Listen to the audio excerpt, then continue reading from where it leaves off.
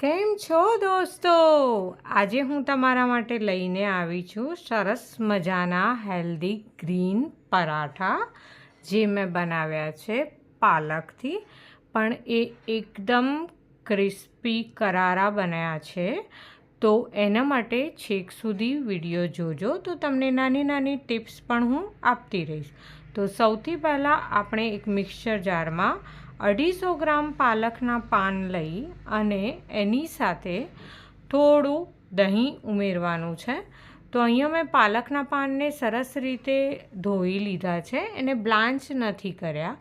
હવે એની અંદર આપણે 1/2 કપ જેટલું દહીં ઉમેરીશું અને એ બંનેને પીસી અને સરસ મજાની પ્યુરી કરી નાખીશું, અને જેની મદદથી આપણે લોટ બાંધવાનો છે. તો અહીંયા મેં એક કથરોટમાં 2 કપ જેટલો ઘઉંનો લોટ લીધો છે. એની અંદર અડધી ચમચી જેટલો અજમો હાથેથી મસળીને નાખીશું. તમને એમ થશે કે હાથેથી મસળવો જરૂરી છે? તો હા, કેમ કે એનાથી એની સ્વાદ અને સુગંધ બંને સરસ આવે છે. સાથે આપણે 1 ચમચી જેટલા સફેદ તલ નાખીશું. જો તમને વધારે પસંદ હોય તો તમે 2 ચમચી પણ નાખી શકો છો. સાથે આપણે નાખીશું એમાં 5 ચમચી હિંગ, અડધી ચમચી જેટલી હળદર. હવે હળદર અહીંયા થોડીક વધારે પ્રમાણમાં મેં લીધી છે, કેમ કે હળદરથી પાલકનો જે ગ્રીન કલર છે ને એ સરસ ઉભરીને આવશે. સાથે એમાં 2 થી 3 ચમચી જેટલી હું ખાંડ ઉમેરું છું. આપણે ગુજરાતીઓને તો થોડું ગળપણ દરેક વસ્તુમાં ગમે જ. સાથે 1.5 થી 2 ચમચી જેટલું મીઠું ઉમેરીશ. હવે મીઠું મેં અહીંયા 1.5 ચમચી જેટલું ઉમેર્યું છે, કેમ કે પાલકમાં થોડી ખારાશ હોય છે. સાથે આપણે અહીંયા આગળ ઉમેરીશું વાટેલા મરચાં અને લસણ. જો તમે લસણ ના ખાતા હોય તો તમે આદું અને મરચાં પણ ઉમેરી શકો છો, જે મેં 3 ચમચી જેટલા લીધા છે.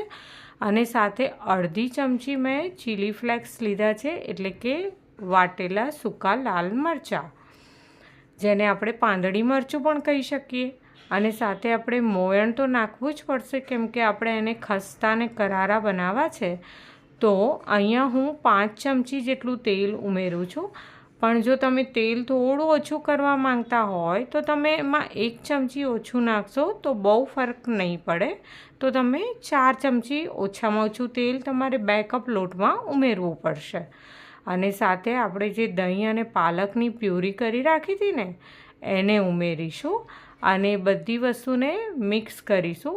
હા, અને સાથે જો તમારી પાસે ઘરમાં કોથમીર પડી હોય તો તમે કોથમીર પણ આમાં ઉમેરી શકો. અહીંયા મારી પાસે છે તો મેં અહીંયા થોડી કોથમીર પણ ઉમેરી દીધી છે. અને હવે એ બધી વસ્તુને સરસ મિક્સ કરીને આપણે લોટ બાંધી દઈશું. તો મારો લોટ બંધાઈને તૈયાર થઈ ગયો છે.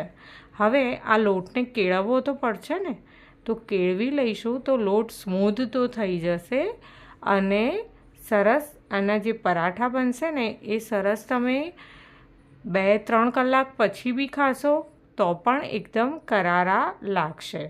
તો હવે આ લોટને મેં સરસ મસળી અને 15 થી 20 મિનિટ બાજુ પર રાખી દીધો.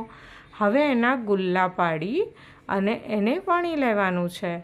તો આપણે નોર્મલ ભાખરીની જે જાડાઈ રાખતા હોય એટલા જાડા પરાઠા વણવાના છે, અને એને ગરમ તવી પર બંને બાજુ આછા પાતળા શેકી પછી ઉપર તેલ અથવા ઘી લગાવીને તમે એને સરસ ક્રિસ્પી થાય એવા શેકી લો. તો કેવી લાગી આ રેસીપી તમને? જો ગમી હોય તો આ વિડીયોને લાઇક એન્ડ શેર કરવાનું ના ભૂલતા હો.